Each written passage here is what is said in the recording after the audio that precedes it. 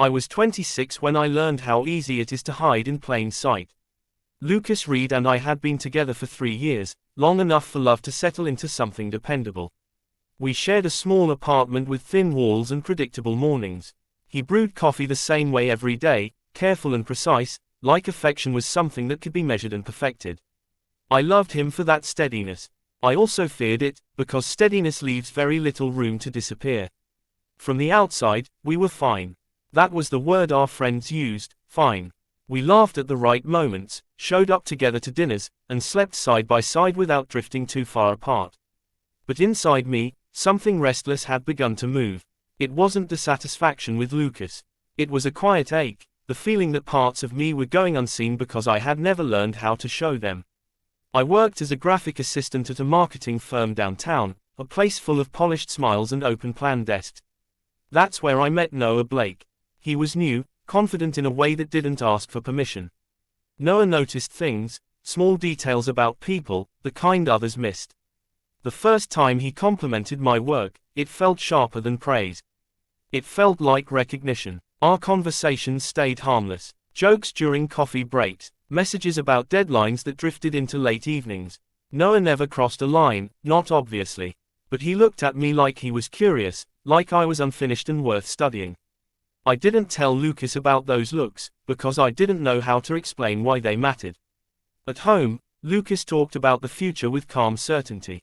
Trips we'd take, a bigger place someday. His voice carried confidence, but it also carried assumptions, about who I was, about who I would remain. I nodded along, even when I felt myself shifting in ways I couldn't name. That was when the photos started. They weren't taken for anyone else, at least not at first.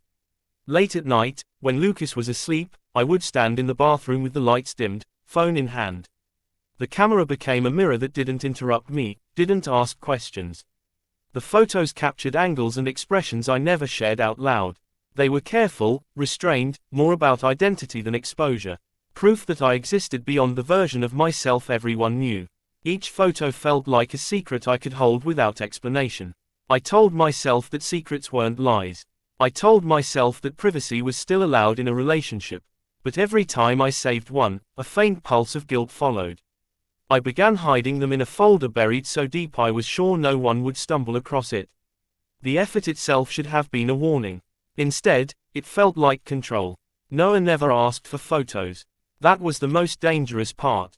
He didn't need to. When he mentioned confidence, when he joked about self-expression, I heard permission in his voice. I imagined what it would be like to be seen without having to translate myself first. Those thoughts stayed unspoken, but they lingered longer than they should have. Lucas sensed something before he knew anything. He would pause mid-conversation, studying my face like he was searching for a crack.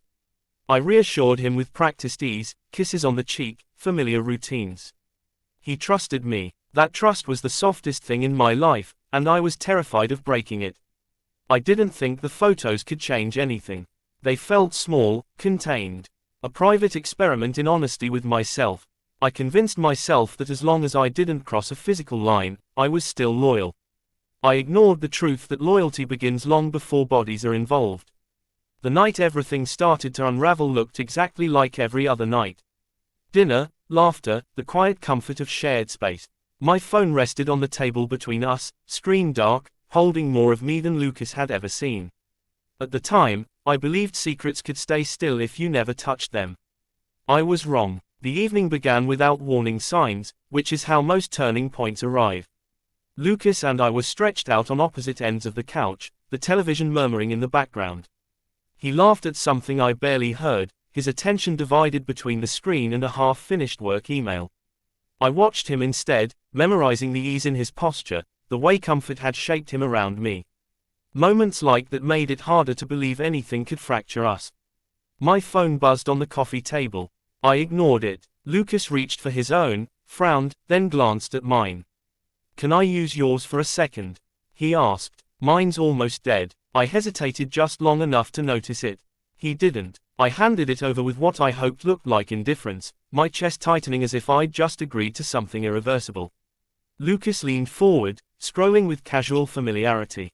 I told myself he wouldn't look anywhere personal. He respected boundaries. He always had. That trust had been built carefully, brick by brick, and I'd never given him reason to doubt it. Until I had. The room grew quieter, though the television volume hadn't changed. Lucas stopped scrolling. His thumb hovered, motionless. I felt the shift before I understood it, the way you sense a storm before the first crack of thunder. Ethan, he said, not loudly, not angrily. Just my name, waited. I stood, pretending I needed water. Anything to put distance between us and the moment crystallizing in his hands. In the kitchen, I gripped the counter and waited for the sound of him laughing it off, of the tension dissolving into nothing. Instead, silence stretched thin and sharp. When I returned, Lucas was still seated, my phone resting face up on his knee. He didn't look at me right away. That hurt more than if he had. I wasn't trying to snoop, he said. It just opened. I nodded, unable to form words that didn't feel rehearsed. My throat tightened as if honesty itself had weight. He finally met my eyes. There was confusion there, and something quieter, more dangerous, hurt that hadn't yet decided what shape it would take.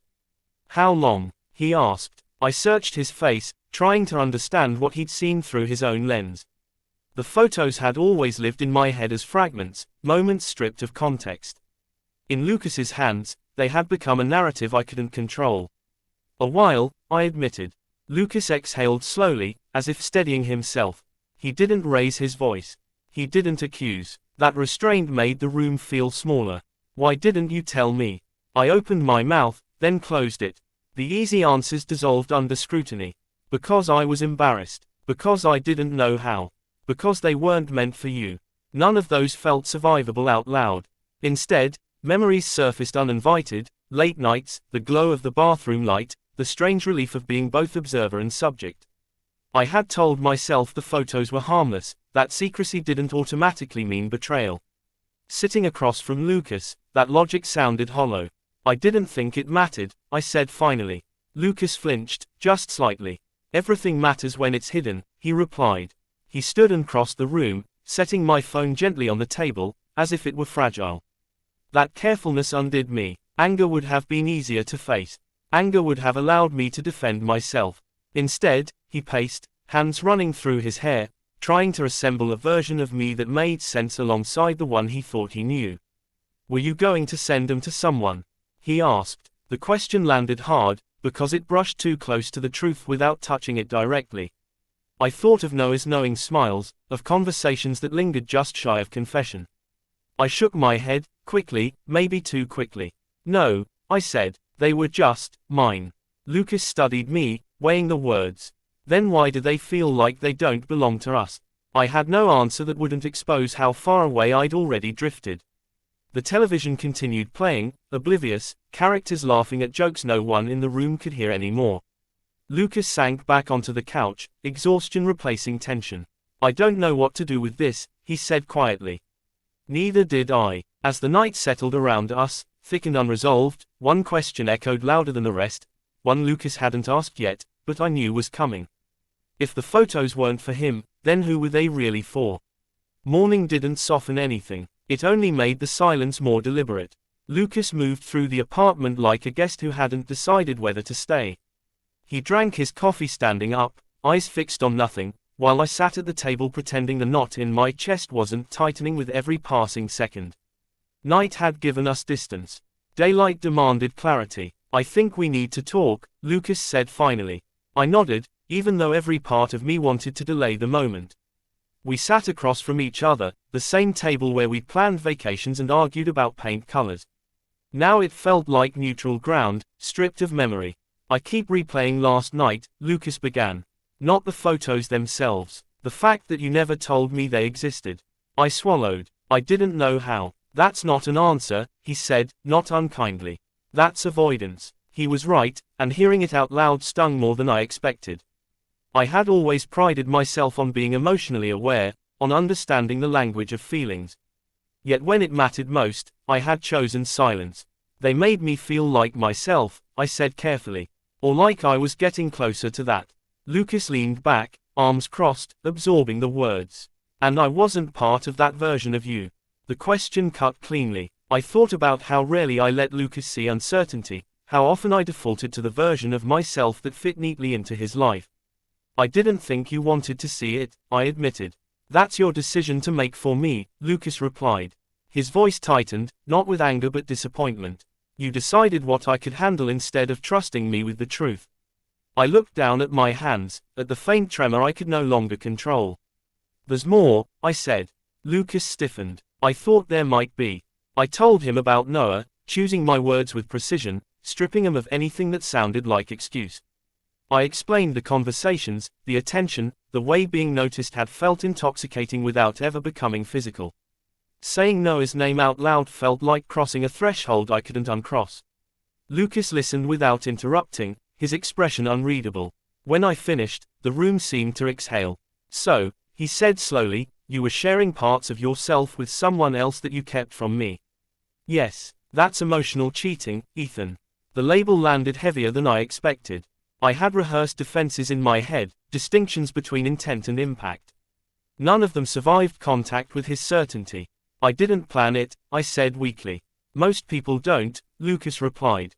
They just let it happen because it feels good.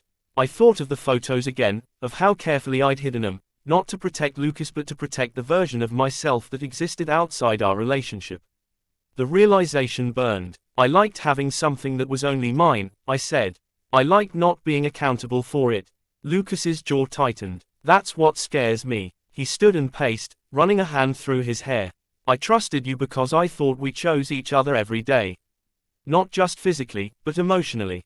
I don't know where I fit if you're making private exits from us. I wasn't trying to leave, I said quickly. But you were practicing, he replied. The truth of that settled between us, undeniable. I had been testing distance, exploring who I might become without Lucas noticing. That exploration had come at the cost of honesty. I love you, I said, the words tumbling out with urgency.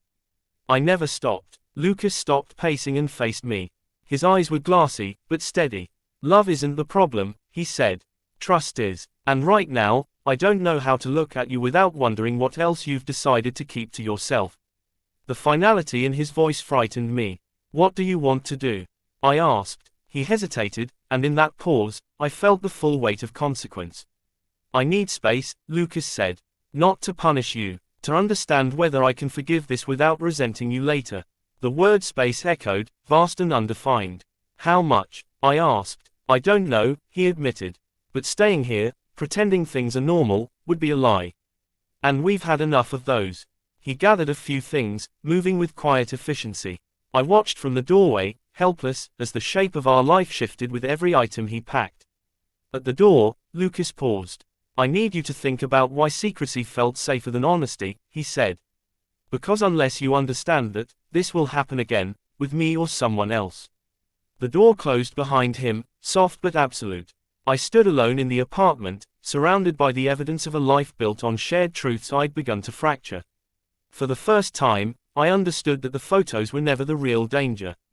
It was the part of myself I'd been willing to lose to keep them hidden. And now, I had to decide what I was willing to do to be found.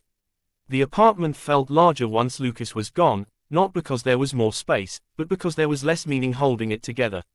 The first night alone, I slept on my side of the bed out of habit, leaving the other untouched, as if he might return by morning and find everything exactly where he left it.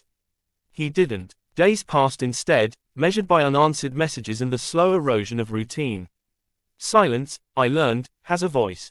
It repeats your mistakes until you stop arguing with them. I stopped talking to Noah. The decision wasn't dramatic. There was no confrontation, no explanation that would have made me feel noble. I simply let the conversations end, unanswered and unresolved.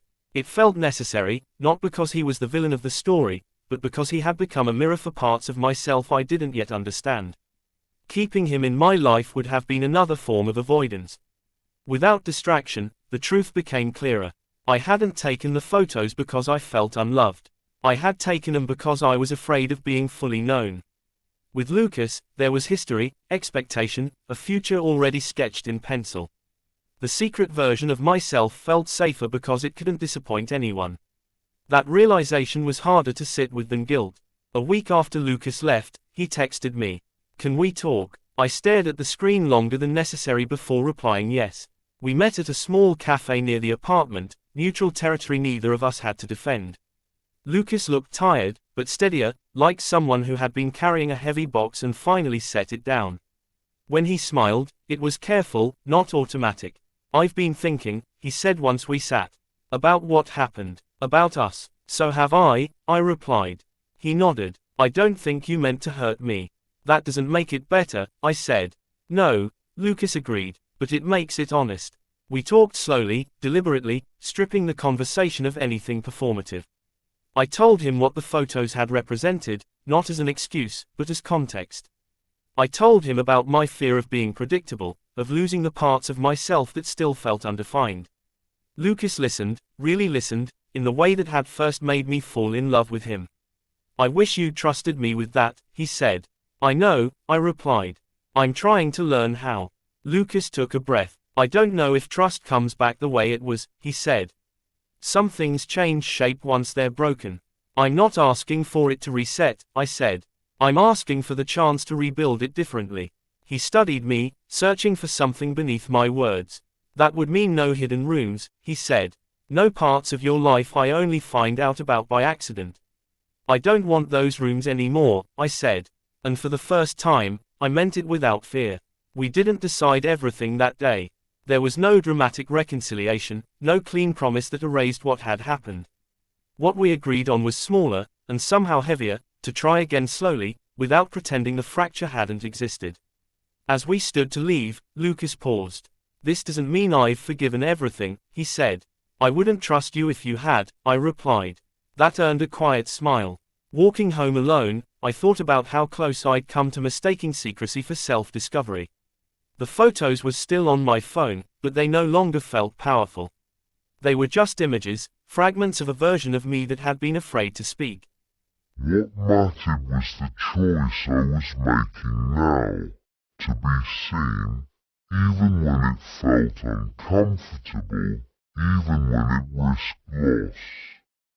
I didn't know where things with Lucas would end. I only knew that whatever came next would be built on truth, or not at all. And for the first time since everything changed, that felt like enough.